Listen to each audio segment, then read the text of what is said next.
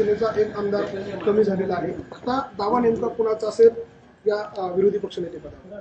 एक लक्षात घ्या, विधिमंडळामध्ये ज्या पक्षाचं संख्याबळ जास्त असते त्या पक्षाचा विरोधी पक्षनेता असतो। विधानसभेमध्ये राष्ट्रवादी काँग्रेस पक्षाचं जास्त बहुमत आहे, त्यामुळे आदरणीय अजितदादा हे विरोधी पक्षनेते आहेत।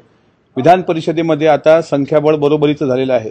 मनीषाताई कायंदे ह्या शिंदे गटात गेल्यानंतर शिवसेना उद्धव बाळासाहेब ठाकरे गटाचे 9 आणि राष्ट्रवादी काँग्रेस पक्षाचे 9 असं बरोबरीचं संख्याबळ आहे।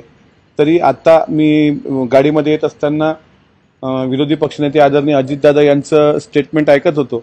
त्यांनी पण हेच सांगितलं की याबाबत आम्ही विचार करणार आहोत आणि विधान परिषदेमध्ये राष्ट्रवादी काँग्रेस पक्षाचे ज्येष्ठ नेते आदरणीय एकनाथराव खडसे साहेबांसारखा एक अभ्यासू व्यक्ती त्या ठिकाणी आहे।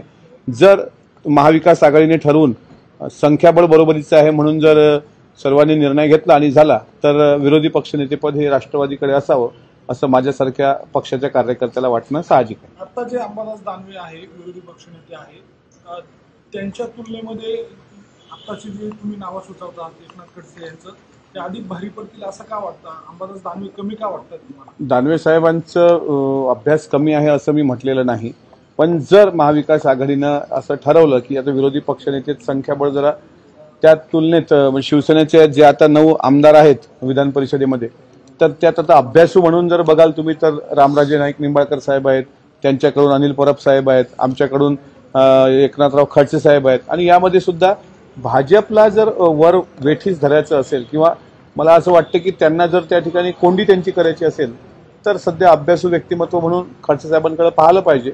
आणि स्वतः दानवे साहेब पण एक अभ्यासू आहेतच, पण एक माझ्यासारख्याची ती भावना आहे ते मी बोलून दाखवतो।